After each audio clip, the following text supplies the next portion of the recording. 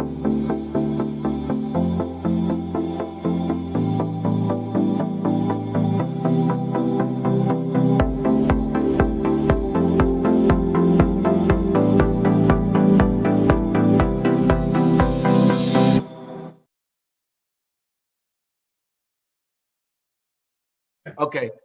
so welcome to the show, guys. In conversation with musical legends, and today we have Delroy Murray, some British talent, and you will recognize him from the 1980s band Total Contrast, one of the big bands of the jazz, funk, soul, R&B era. Welcome to the show, Delroy. Thank you for having me. Nice to see you. Yes. Looking well. Thank you very much. As you yourself. Partying out the other day. Yes, my new glasses hiding the hay fever eyes underneath. So we had a bit of technical difficulty at the beginning. So we're going to have some fun with this because there's a whole story that I have to tell you guys. Sorry, Delroy, we're going to have to go over it again. No problem. So this guy, I'm all excited. I've got Delroy Murray from Total Contrast, yada, yada, yada, interview all set. And this guy, not there, can't find him. I'm sending messages, no answer. You sent me messages as well? I sent you messages. You should be ashamed. Anyway, sent messages. I decided to give up on the messages. I decided to ring. I ring. Hi. Hi, Delroy, are you ready? Yeah, ready for what? It's Barrie. Barrie who? Barrie. It's Barrie. Barrie who? Barrie in Canada? No, I've been to Canada, but I'm not there at the moment. Yeah, I've been to Canada several times, but I'm not there at the moment. I'm in South London, and we've arranged a Zoom interview, okay? Oh my God, I'm here kicking back watching tennis. You sound like you're sleeping. No, I'm not sleeping. Were you drinking? No, I didn't drink, but actually I did go out for lunch. So after we get all that through, I'll get the big computer out. I'll get a better screen. And as you can see him nice and big, and I'm somewhere small at the top. I don't know how he's managed that. Anyway, so that's it. And then we get dragged into the storeroom. I'm hoping this is a studio here at the back. Yes, this is my studio. My son's my son's on guitar these days. So he's on, so that's okay. Yes, he was there at the gig that we're going to talk about later as well. Yes, when I discovered your bass talent, because he was playing the guitar as well. He was playing guitar. Yes. Yeah. That's right. So as I said, guys, we've got Delroy Murray here today from Total Contrast, and he's here to tell us his story. Yes. So let's hear it. You said you grew up in North London. That's right, in Stoke Newington. The Rectory Road, Evering Road area, and went to Bedford Road School. That's where all my life was just around there when in my young days.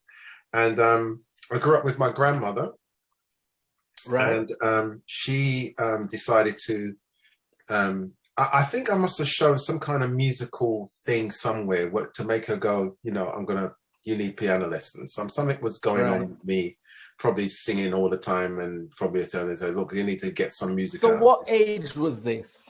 This would have been about age 6. Oh, okay. Age 6 or so. And I was going and then I had one of those piano teachers that used to rap you on your knuckles with the ruler. Bam! Oh! Yeah. And I had this knack of memorizing the tune. So I must have got through the tunes and then started to memorize it. I just thought it was easier. That had its in later years, it had its advantages, but then it also had its drawback because I wasn't actually reading the notes. Yeah. And he sussed me out. Because see, the thing is, because I did piano as well from the age of 5. And as you say, the rapping on the knuckles, and even worse, you got the piano shut on your fingers if you didn't practice. That's right. Any teacher worth their salt instantly recognizes when you put your hands on those keys. The piece that they gave you last week, and you've come back this week to lessons, you should be handling the piano differently. Yes. You don't even have to play note, just the way you start, they can tell you. So, you know, often it was the rap on the knuckles, as you said, or worse still, the shutting of the piano lid. But as you said, you know, you need to be able to read music. You've got to be able to read it. You can't do it from memory. Fake it. You can't fake it. You can't. So when you got found out, what happened? Did you get too lashed? Well, he told my grandmother. My grandmother wasn't an easy person, let me tell you. so that was, you know, I got through that, and then for a while I didn't do any music because my grandmother decided that we were going to America to live. So we went to St. Louis, Missouri. And what era was that? What time That's frame? Central. That's kind of like, you know, where they have the arch. Right. The arch okay. But I mean, what years? Oh, what years? What era? I thought you said era. Okay. Yeah. That would have been. I would have been 11. Okay. Just after 11, because I did 1 year in Brookhouse. But to move to Missouri just seems like off-key. It was about, because most people would have gone New York or would have gone, you know, LA or whatever. So I think that the draw was this young lady called Baxter, who had a hairdressers in Church Street. She went out there. I don't know how she got there. She went out with her daughter Angela, and invited my grandmother, which of course I came with her. So right, and then we lived there for a while, and I went to school there, Hanley Junior High. They used to call me England. And love the accent. You know how they do. They you know, they just can't fathom that black people are in England. It just can't work it out. But I had that kind of experience, and it was a good experience.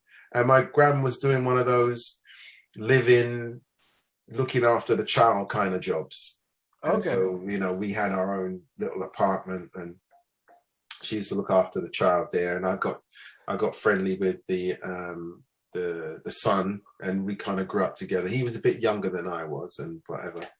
So so I went to school there and all that kind of stuff. And then I then came back to England because my dad, he's a sound system man. He was known over here, Metro Downbeat. He was quite well known over North London and so forth. And he builds amplifiers, and he's quite involved with the music industry. Right. So he, by the by, was out in Jamaica. And what happened was I'm revealing a lot here. That's why you're here, to share this inspirational story. Yeah. Come on. So my grandmother left me in Missouri with this lady called Cachita.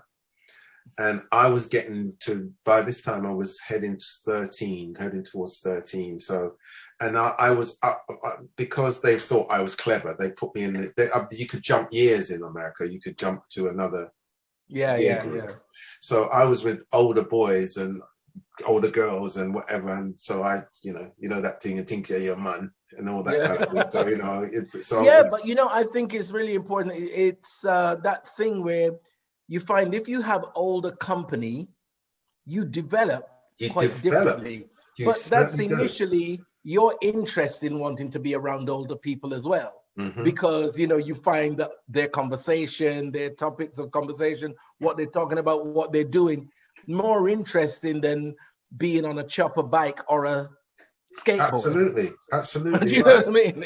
It's like once you discover music and good company, you're kind of like, yeah, I've given up the skateboard. I've got no interest in skateboarding whatsoever.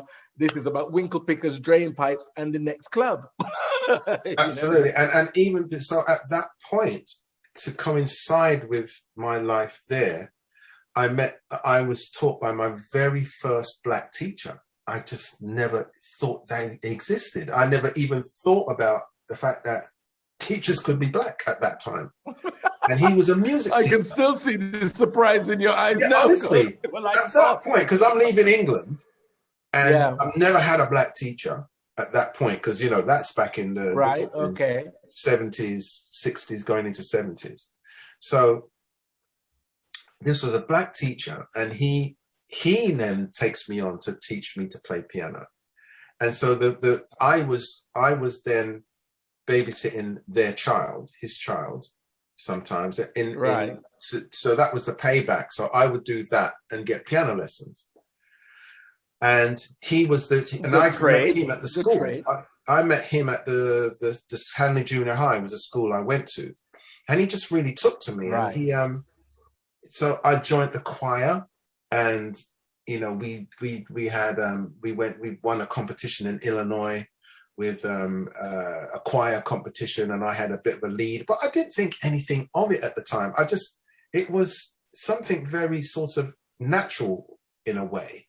Right. But he was kind of pushing and whatever, and I was just trying to, and I was quite shy in a way, in the sense of, because I kept thinking that, oh, you know, the locals are feeling like, oh my God, look, you know, yeah, look at him, and you kind of get that thing where you sort of pull back because you want to be part of the crew. You don't want to be the you know, the elite. If only we realized in time that that's the worst thing to do. Be you. Worst. Because you're keeping yourself back to fit in with people who can't do what you can do.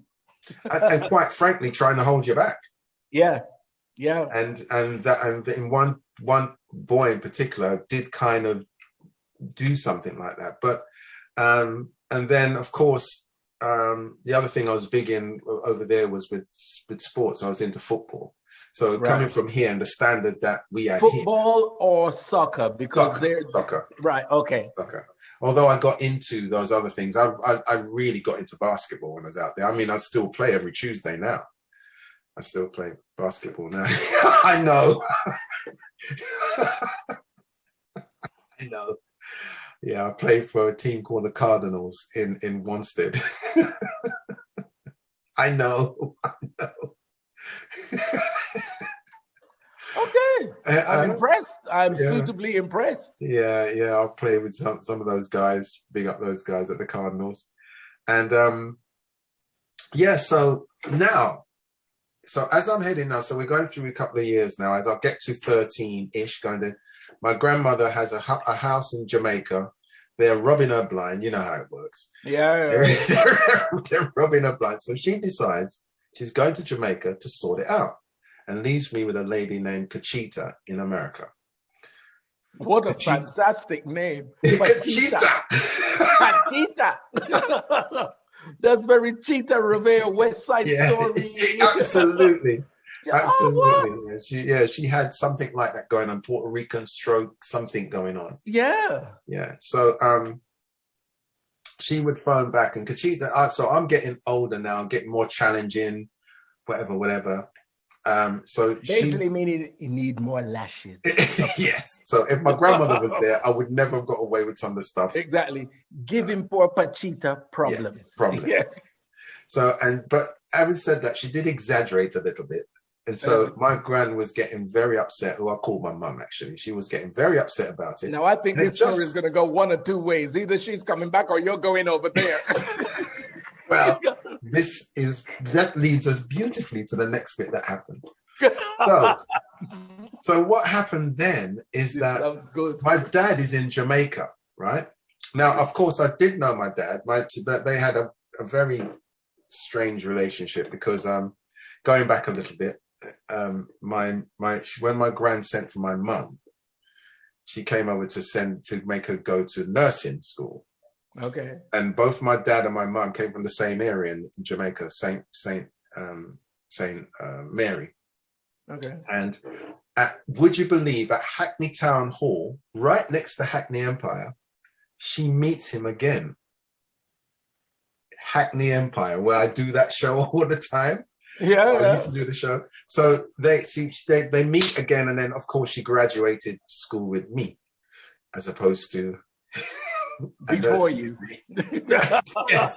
Right. So I don't think she ever forgave my dad for it. So it was like they had this love-hate relationship. Yeah. So she sees him. So my dad goes to Jamaica because he's gone to see Harry Moody. So remember the grandmother, is it your mother's mother or your father's mother? My mother's mother. Mother's mother, okay. Yeah. So my dad goes to Jamaica on business. He goes, well, a bit holiday in business. So remember that song, Push Me in the Corner? Of course. So Uncle Moody, he goes out to see Uncle Moody. and he goes to see Bob Marley and Randy's and all of these guys. So he was getting records for his sound system and dub plates and all this kind of thing. He happens to see my grandmother, who had one of those calls from Cachita, and says to him, "You better send for your son, because I'm not with some foolishness in America." See, listen to me. It can either go one or two ways. Either she's going back or he is going over there. Okay. Carry on. So in 1973, I arrived back in England on the 26th of February. And the day actually... In 1973? 73. Wow. So all of this happened pre-73? Pre-73. So I come back... Can I just let you all know, I was in primary school still. No. Yes. That's not fair. These are important facts. These are important facts that people need to know. 73, I was in primary school. Yeah. So I was approaching third year in Big people already. Okay. Yes. Yes. So I come back and I live with my mother for the first time. Okay. Which was expensive. So I get to live with my brothers and sisters. And it's interesting. And I'm sure that must be quite a culture shock, you being on your own and then suddenly plunged. And suddenly, yeah, it was. I mean, I thought it was exciting because I've never lived in a house with other siblings. Although I know. And how many siblings were there, or are there? No, there was two of each, 2 brothers, 2 sisters. Wow. So suddenly it's just like a just add water instant family. Absolutely. Just add water. Yeah, absolutely. Quickly, and there we are, 2 brothers, 2 sisters. Yeah. And then, of course, my dad is with a new partner. Right. My stepmother, who I adore. I adore that woman. I will tell you more about her, and I will tell you everything why I adore her so much anyway. But so that's actually nice to hear. Yeah, usually it's I can't stories. tell you. In fact, every time I talk about that woman, I kind of get tear up. Yeah. I do, because anyway. So I go to Highbury Grove, and when I'm at Highbury Grove, guess who I meet? Lee John, Russell Fraser. Wow. Oh God, he was at the thing as well. Yeah, oh God, yeah, I know exactly who you mean. Police. Thank you. Police guy.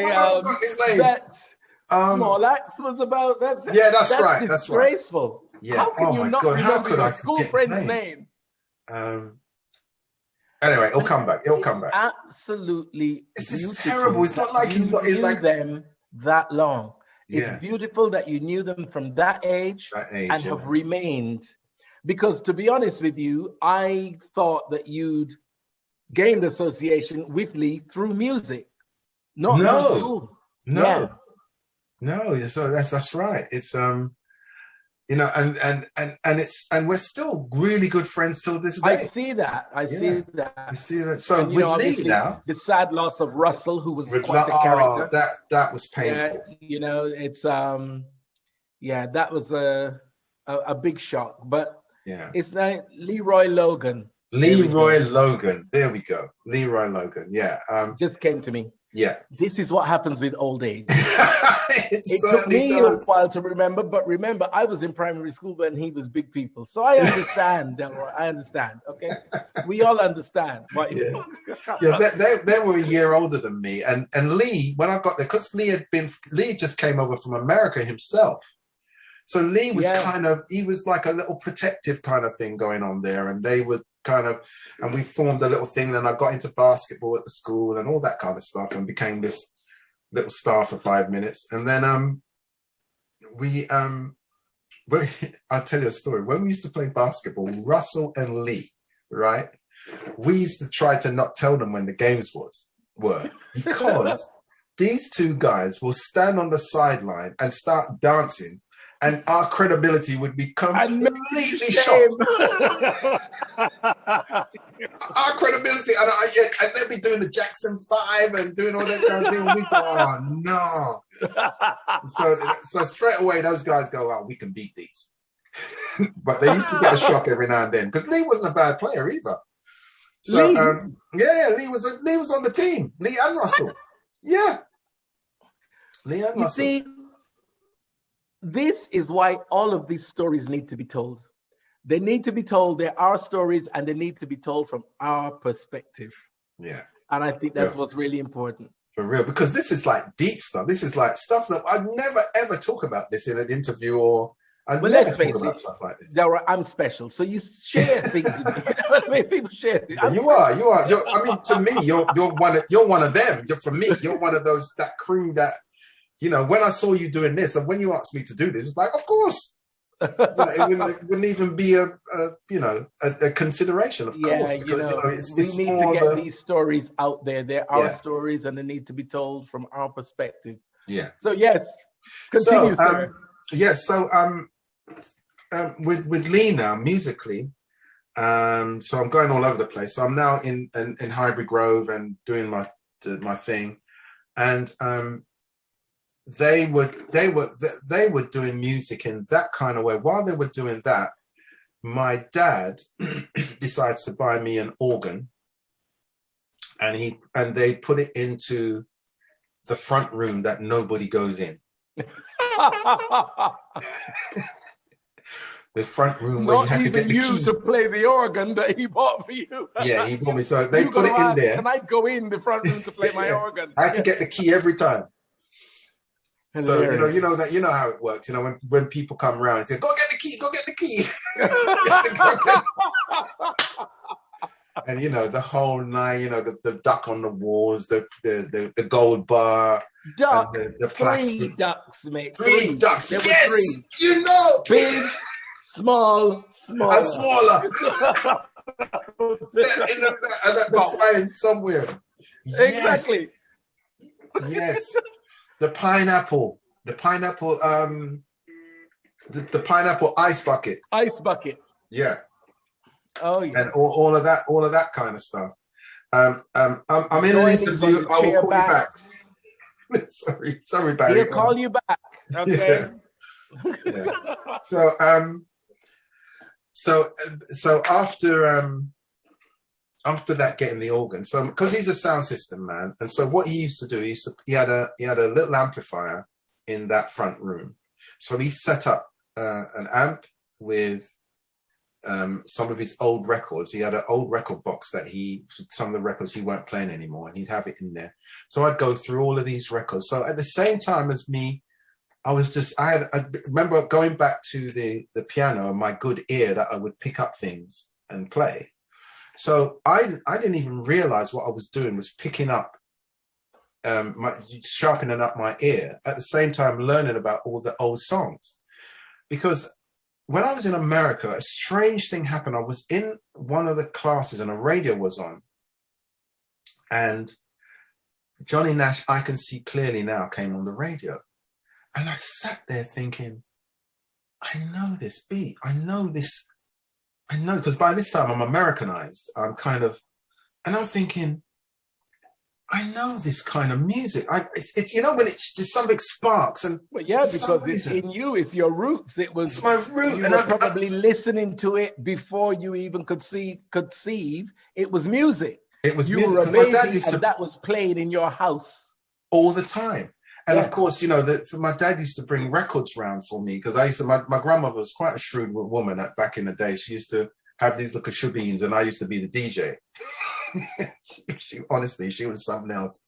So when I recognized this thing, it's like I'd wiped my hard drive of Rocksteady and stuff. But when I came back, it all started to flood back to me. It all came back, and I was like, okay. So when I was going through the records and I was learning the thing, Blue Beat, Ska, the whole lot, it all started to.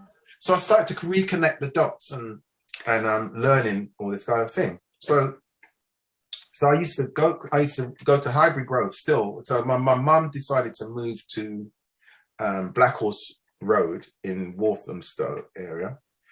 And so that took me closer to my dad.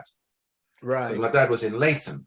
So I could take one bus there and then go and practice, do homework, and go home. So that's what I used to do. So I used to go in there and I used to practice. And the more I did the music, the more I kind of felt, yeah, this is me. So one day I'm playing, and there's a knock on the door, and he says, this guy appears. Well, I knew Mikey. His name was Mike Delroy. He was sort of unpolitically correct. My dad used to call him the Red Indian. Oh Lord. Yes. Oh Lord. Only because he had edit. Yeah. All right. Okay. Absolutely. He was an Indian. I'm not sure what his background was, but he was steeped in reggae. He was, he knew his stuff, and he could play instruments and bass and guitar and whatever. And so he was one of my dad's friends. So he knocked on the door and he said, "Yeah, I hear you playing organ. Would you like to come to the studio and play us on a song for me?" And I went, "In the studio? What's that?" He said, "That's where you record, all of these records, they're recorded in a recording studio." And oh, right, okay. So this time I'm 14, and he takes me to this studio in Dalston, and a few years ago, it was a snooker hall, but you could see it. It was above all the shops.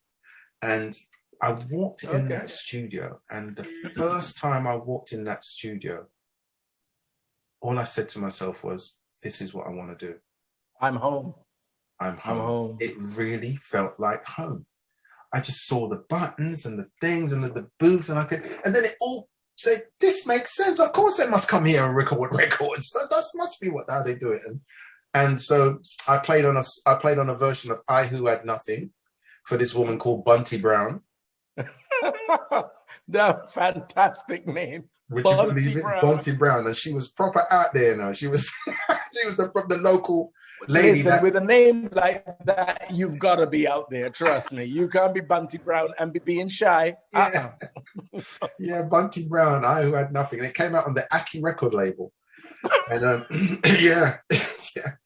And so that was my first taste ever of being in the studio. And then from that point... So really and truly, unlike many people that I've spoken to, some people always knew it was going to be music for them. They did other jobs, but they always knew they were moving to the direction of music. But as you know, our community don't necessarily encourage showbiz stuff, whether it be acting, fashion, modeling, music.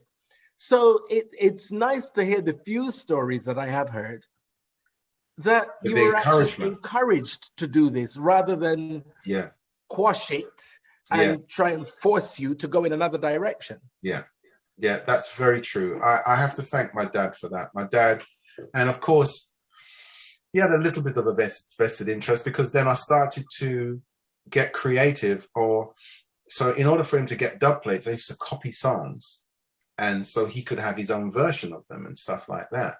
And so I started to develop that side of things. And I created a band with my stepbrother and some of his sound men. There was a disastrous thing. Because at the first time, that same Mike Delroy, he was the first one that I realized about talking about bass. So Mikey had this bass, and I said, "Bass guitar, yeah." So I went and bought this cheap bass guitar and started to just fiddle around it, and ended up teaching myself. And so that ended up being another thing. When one of the sound men, I said to him, "All right, well, you play drums, you play bass, you play this." And I started to hand out all these. I was quite a bossy teenager, actually. And I'm ashamed to say. I was a bossy teenager. You're a bossy adult. Let's face it. It's got to come from somewhere, I suppose. Exactly. It didn't just happen overnight. Do you know what I mean? And at the time, I was also a little bit insensitive, because The guy that Douglas, who sadly passed away now, Douglas and his brother Ainsworth. Ainsworth was on bass and Douglas was on. Now these were the sound man carrying the boxes with my dad that I'm convinced that they can play instruments. Brilliant. Right. So when the drum came, now Ainsworth wasn't too bad because he could fiddle around the bass and he made it work. Douglas had a bit of a struggle. So I see this drum kit. And I said, and I go and say, I don't understand why it's so hard for you. I go on the drum kit and I just start playing it. First, I don't know. I just see all the things and naturally start playing the drum kit. So then I've made this guy feel like crap, honestly, really, by just doing that, because he's struggling to do it all. And I just get on and start playing a beat and all this kind of thing. And it's not until later on in years, I actually apologized to him and said to him, you know, at the time, because I had natural ability, I assumed everybody should have that. Had natural ability. And, you know, you're a teenager. You're not versed in subtlety and, you know what I mean? Absolutely. And, of course, you're overzealous and excited to try and get this project working. Go in. I mean, I'm like that now as an adult. I'm a nightmare for people to work with because I am all about the project. I don't care what I've got to do outside of that. I'm all about the project. I'm on it. Blah, blah, blah, blah. And, you know, other people are not always like that. So yeah, it's true. And also, you know, I'm not thinking that, oh, maybe they need lessons and because anyway, so I start developing my musical knowledge and stuff. And when I was still at school. And so, the music teacher there that Lee knew, I can't remember his name, but that Lee knew as well, would encourage, and we would then, that's the first time I knew about songwriting. And he said, you know, one of the not projects, one of the assignments that we had to do was to write a song. And I was thinking, oh, wow, how do you do that? And when I started thinking about that and all that. So that music teacher, I don't know if he had much of an influence on Lee, but he did have a bit of interest on me. I must ask him about him actually and see if he had the same experience. Right. So now Lee's off. I don't see Lee so much at school because he's off doing stuff that, you know, he's such a go-getter. So him and Russell were off doing things that, you know, I couldn't even imagine that I was, you know, thinking of that later on in life I would do. So as things progress, we used to go around his house, us, Russell and Leroy and all that. We used to go, and he used to live off Hornsey Road. His mum had a place there, and that's where they used to live. And I remember Lee saying, I'm going to introduce you to an album that is fantastic, and I'm gonna play you a few tracks. And he played me the first track.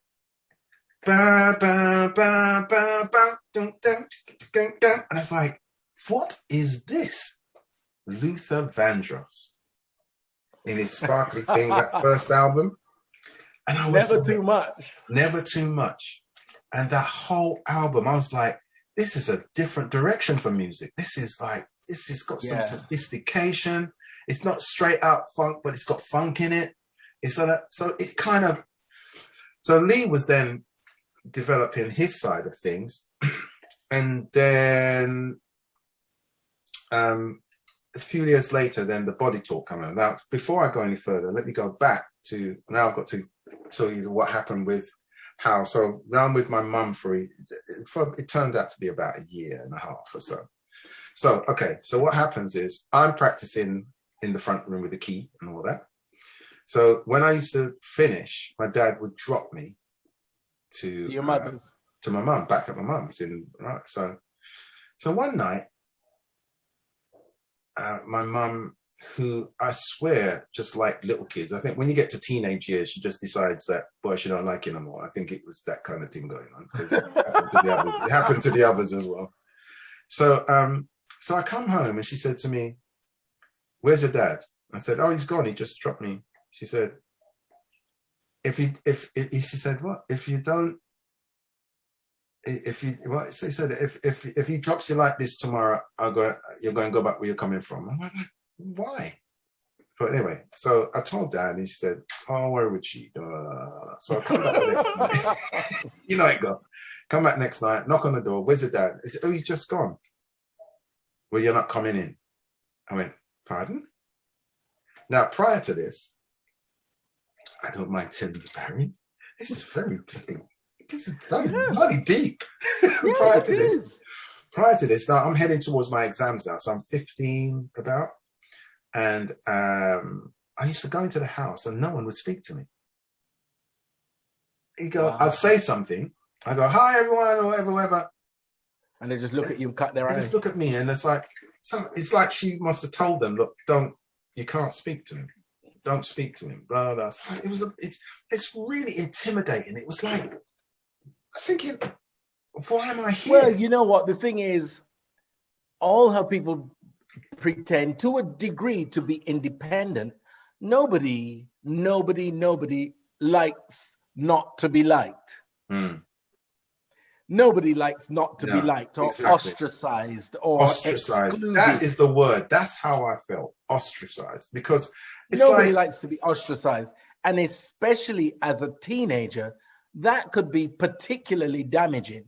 Yeah. We're lucky you haven't turned out to be a serial killer. You know what I mean? It's like, thank God the music was there before all of that. Yeah, because, you know, when you see all these crazy people, it's because of experiences like that. Experiences like that. Formative years that change and transform them into this beast.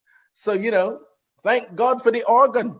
Yeah. No, honestly, because even back, when I think about it, even back then, music was my sanctuary. Music was that thing that I had such a connection with, that it would be my soother, my everything, really, in a way. Your pacifier. With all the madness that was going on, that was the one thing that pacified you, calmed you down, and made you know that there was something better. And also my my relationship with my if you like, brothers and sisters, with my stepmom, was really, you know, my first time of like being in a proper family situation, if you like, right? And then the sound man used to come, and she would cook for all the sound men, them, and all this kind of thing. So it was quite a exciting place. Well, hence your fond memories and recollection of your stepmother as opposed to your mother. Yeah. The treatment that you received was quite different. Yeah. So that ties us in right now to that night. So what happens is, now when she says to me, you're not coming in, them times it was phone box. So I had to go to the phone box, reverse the charge, and call up. And my stepmom answered the phone, and she said, I said, "Can I speak to Dad, please?" She said, "Oh, no problem." And she's handed in the phone. I said, "Dad, Mum's not letting me in." And he said, "He's normal." "Oh, we're wrong with the woman then." Oh, he went off and went on and all of that. And my stepmom grabbed the phone from him and said to me, "Where are you?" I said, "I'm at the top of Black Horse Road by the phone box." She said, "Your dad's coming to get you now." She took the decision away from him. She just welcomed and accepted you in the circumstances. She didn't wait for him to say, "Well, I'm not sure," or maybe, or "Let me talk to your mom." Forget that. He would have been under pressure at that point. He would have been under pressure, exactly, not knowing how he was unsure as to his wife's, you know, whether she would want you or not. So yeah, I see why you have that fond memory of her, and it's her warmth, I can't tell and receptiveness, and I can't tell you that it just, every time I think about that situation, it does something to me. Barry. Well, I'm sure. I mean, it's not a nice situation to be in, even as an adult. Imagine a vulnerable teenager who hasn't got the tools or the wherewithal to deal with such a situation. Even adults haven't got some adults don't have it to deal with nowhere to go or nowhere to live. To put a child in that situation doesn't say very good things about the person doing it. But, you know, but here we are. Yeah. And stepmom stepped in. She stepped. I tell her to this day. I tell her, she saved my life. She saved my life. In fact, you know what? I got a chance to last year. Was it? Oh no, was it this year? No, it was this year. This year, I actually wrote a song for her for Mother's Day, and it's and I explained the whole story and whatever. It's I'm not putting it out or anything. It was just yeah. And the family, a lot of the family, the deeper family, because a lot of the family, even not family or people in the area, assumed that I was her child.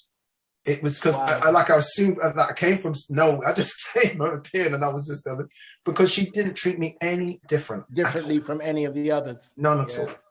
None at all. And she's a great person. She's a fantastic person. Miss Cherry, everybody calls her affectionately. And Miss Cherry, we salute you. Miss Cherry, Joy Sutherland. I have to tell you. Miss Cherry, we salute you.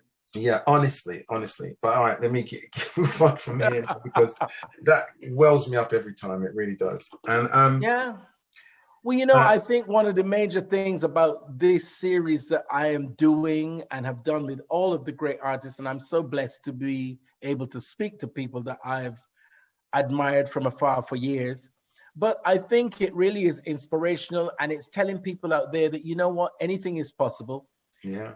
Not everybody has come from the greatest situation, the greatest family situation, yet they have still achieved what they've achieved and where they are. And for me, it really is about the inspirational angle, the inspirational point of view to say, you know what, come on, pull up your bootstraps. You can do this. You've got this. Yeah. So, it's true, we all assume that, you see somebody and they're doing well or whatever, and you just assume that, they went to this kind of school and they did this and they did that, and then you don't think about their journey, how it could it's not always that. It's not always that, No. A lot of the time people have had to come through extremely challenging situations, but their determination and tenacity has made them get to where they are now. So, I think it really does inspire other people to say, well, you know what? Yeah, my situation might be a bit difficult, but I can do this. Yeah, that's true. Okay, so from there, musically, so at this time, I'm really steeped in the reggae thing, but I remember Dennis Bavell coming to the house one time, and Dennis Bavell bought those two. At the time, I didn't know who he was. He bought After Tonight and Man in Me to my dad to play on dub, and I was like, this, because it was such a, at that time, like a mixture of reggae but got some soul elements. And I thought, I love this. I love where this is going. And of course, that's how Lovers Rock was born. That was him with he was a main guy doing that. Caught You in a Lie, he produced that. And I remember hearing that song on Capitol. And a lot of people don't talk about him, but before Rodigan and all of them, there was a guy called Emperor Roscoe. And Emperor Roscoe was the guy that used to have the reggae show. And I heard it. Some of the younger one among us won't necessarily remember that, but I've heard tales. You're just saying. Okay. Moving on. Go. Moving on. So we are talking 75 now, maybe? 75, 76. Right. Maybe. Yeah, the hot summer. Yeah, the hot 75, 76, where all this is taking place. And 76 then, definitely. Yeah. And another story of somebody knocking the door. So one day I'm off school and the door knocks and this guy appears with dreads for me. And as I normally do, I said, oh, he's in there. He says, Metro there? Yeah, he's in there. That was Bob Marley. Okay.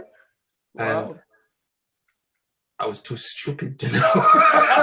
To even recognize. Yeah, it's probably if you stared at him, you'd recognize him and say, no. Remember, Bob Marley at that point was nothing. He was just Bob. All right. It was Bob. It was, oh, but to tell him it's Bob. Oh, okay, Dad, Bob's here to see you. Okay. It was that, because he was, at that time, he was trying to get himself going. He was, this is 70, some 73, 74. And so he came to see Dad, because remember, they already previously saw each other in Jamaica when I got shipped back to England. So they had things going on and stuff, but I just didn't.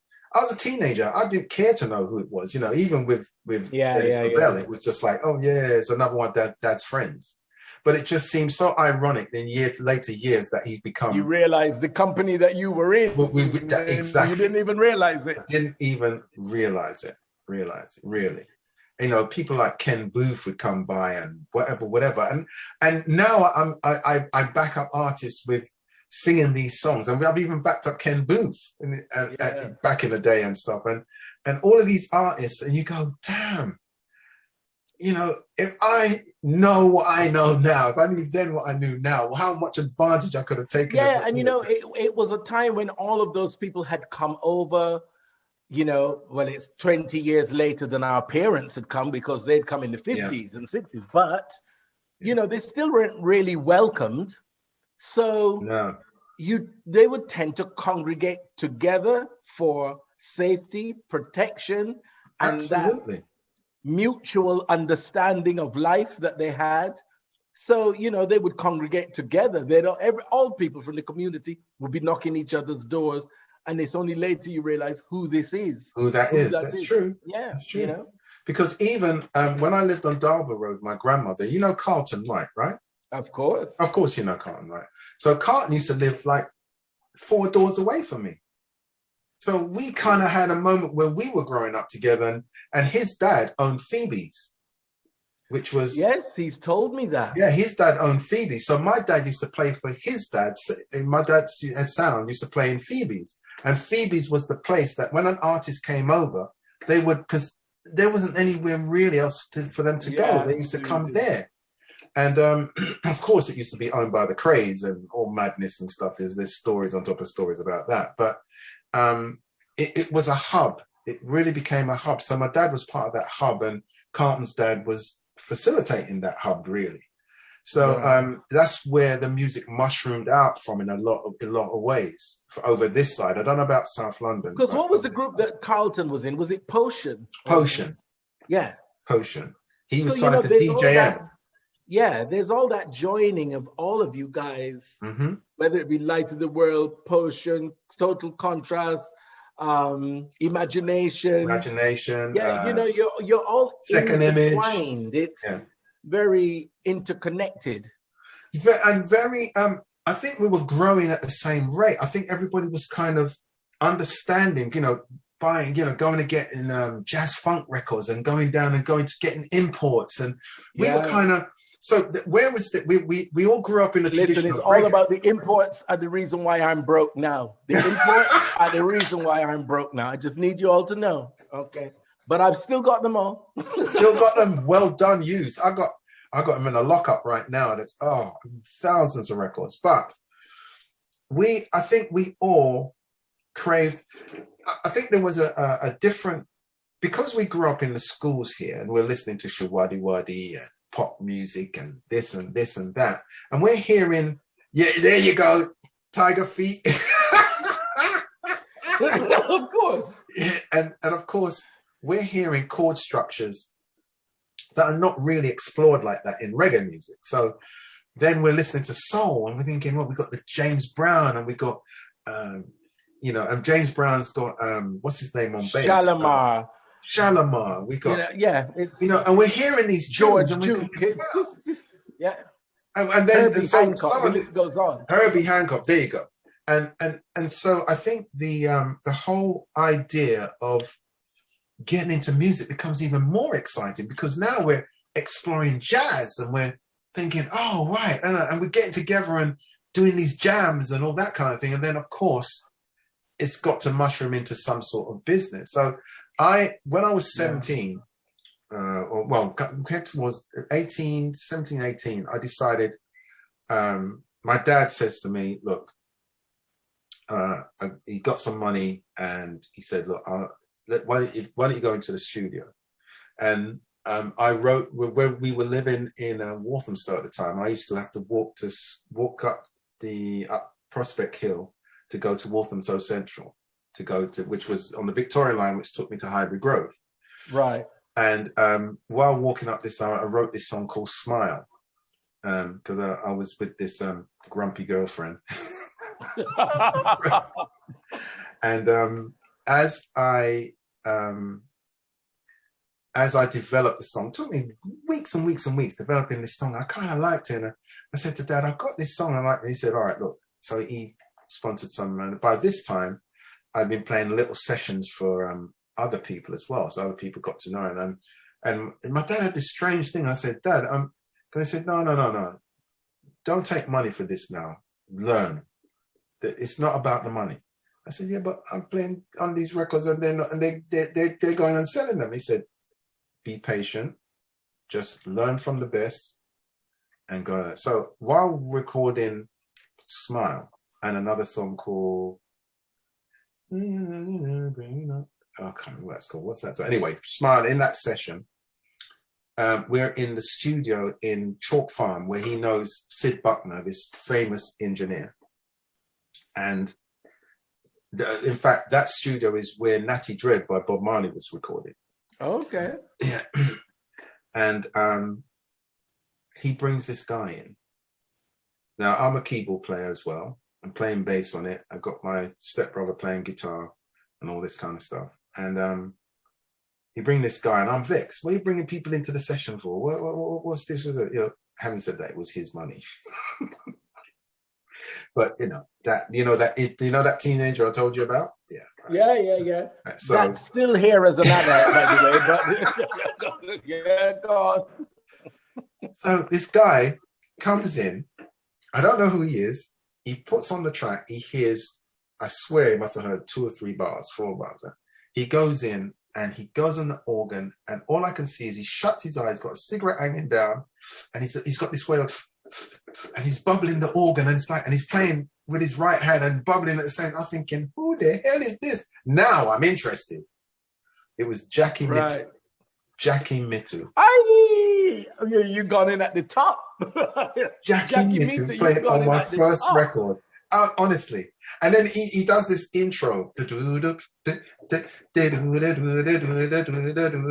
was like, I got to play like that. Yeah. It was organ amazing. is Jackie Mittu's thing, isn't it? Organ, that is that was his thing. Because he played in the Scatterlights, he played, that's right. He had perfect pitch.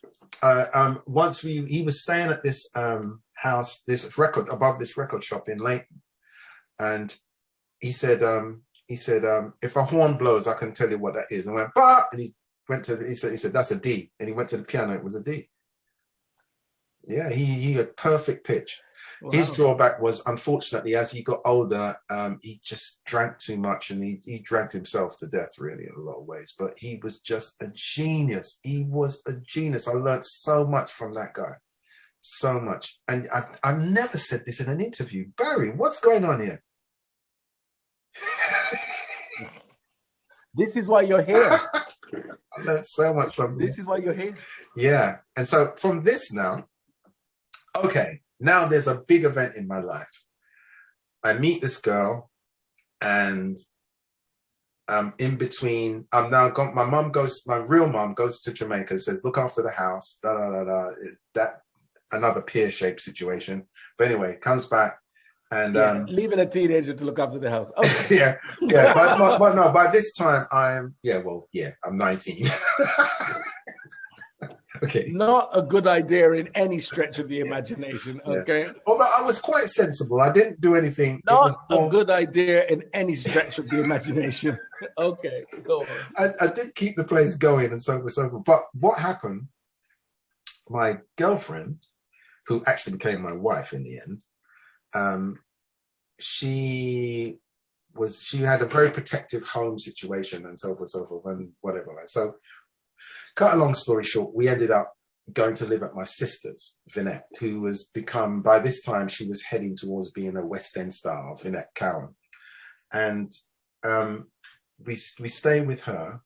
And so you're not the only musical one in the family. No, she was the other. She was the only other one. She, Vinette. We had different surnames, so it was Vinette Cowan. She was in the very first Starlight Express cast.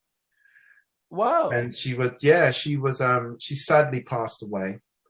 Right. But she was out there, man. She did her thing. She did cruise ships. She did this. She did that. Or she was a proper go-getter. Really real go-getter. And when I came back from America, it was her that I stayed with, and she and my other sister and my two brothers that we stayed together. So I had her record one of the songs as well and whatever. But she was she had a problem with my mum and left when she was 15. Big old fight in the hallway. Boom, boom, boy, what's going on? Gone. And I think over the years, she just developed this force field around her because she had to protect herself, and she went to live with her friend and so forth. But the problem with Vinette when growing up in our middle years, like of 20s, 30s, she just didn't know when to turn that force field off.